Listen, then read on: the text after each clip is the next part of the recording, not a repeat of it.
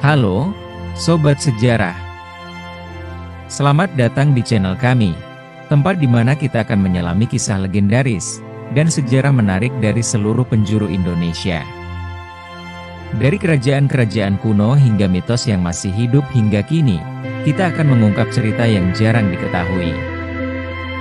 Jangan lupa untuk like, subscribe, dan aktifkan lonceng notifikasi, agar tak ketinggalan cerita seru lainnya.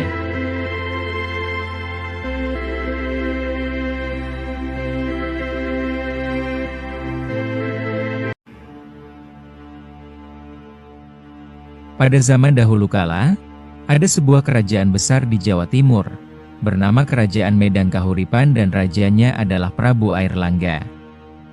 Prabu Airlangga merupakan putra Gunapria Dharmapatni dan Udayana dari Bali, dan ia bisa menjadi raja di Kerajaan Medang Kahuripan karena menikahi putri raja.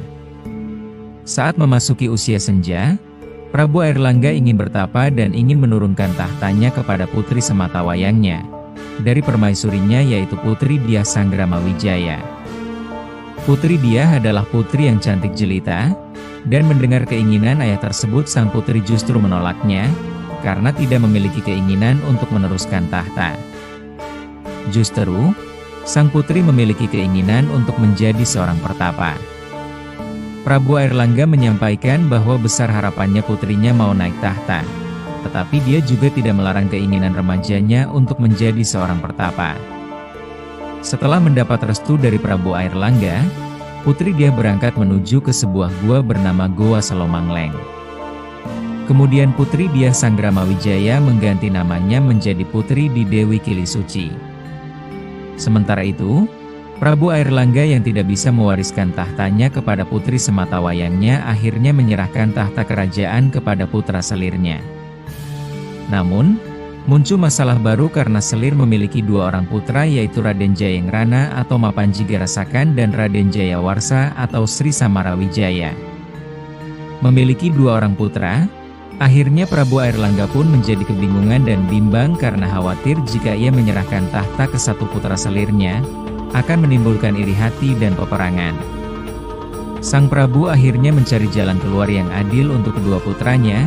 Prabu Airlangga tiba-tiba teringat dengan Empu Barada atau Arya Barada. Empu Barada adalah seorang pertapa yang terkenal dengan kebijaksanaan dan kesaktiannya. Kemudian Prabu Airlangga pun memanggil Empu Barada untuk pergi ke Pulau Bali, untuk mencari tahu apakah masih ada tahta yang kosong di kerajaan tempat Prabu Airlangga berasal. Akhirnya Empu Barada berangkat menuju Pulau Bali. Sesampainya di kerajaan milik ayah dari Prabu Airlangga, tahta tersebut sudah diberikan kepada adiknya sang Prabu.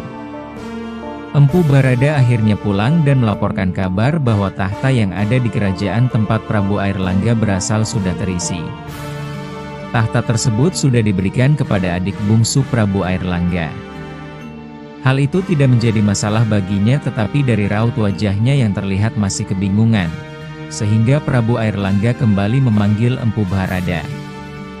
Akhirnya Prabu Airlangga menyatakan kebingungannya dan bertanya pada Empu Barada untuk membantu memecahkan masalah dalam pembagian tahta untuk kedua putranya. Empu Barada akhirnya memberi saran jika berkenan sang Prabu bisa membagi dua kerajaan Medang menjadi dua bagian yang adil. Kemudian Prabu Airlangga kembali bertanya bagaimana caranya membagi kerajaan Medang menjadi dua secara adil. Empu Barada menyanggupi bahwa dirinya bisa membagi dua kerajaan Medang secara adil. Kemudian Empu Barada mengambil benda berupa kendi sakti di tempat penyimpanan pusaka.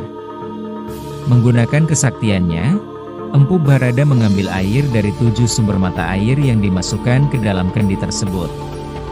Kemudian Empu Barada terbang untuk mencari lokasi yang tepat untuk dijadikan perbatasan antar kedua wilayah. Kemudian saat Empu berada tepat di tengah kerajaan Medang, ia menumpahkan air yang ada di dalam kendi tersebut ke udara. Secara ajaib air yang tumpah itu berubah menjadi aliran air yang sangat deras. Secara perlahan aliran itu membentuk sebuah sungai bernama Sungai Brantas. Adanya sungai tersebut, kerajaan Medang terbagi menjadi dua bagian. Kemudian Empu Barada melaporkan kepada Prabu Airlangga bahwa ia telah membagi dua kerajaan Medang secara adil.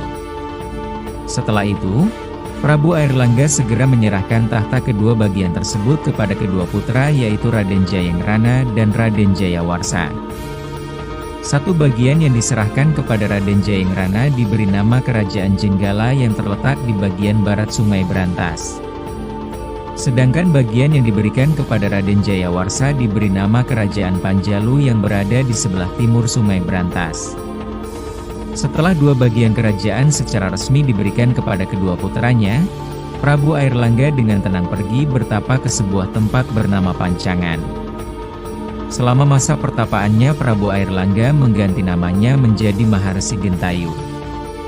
Akhir cerita, akhirnya wilayah Kerajaan Panjalu yang dipimpin oleh Prabu Jayawarsa berganti nama menjadi Kerajaan Kadiri.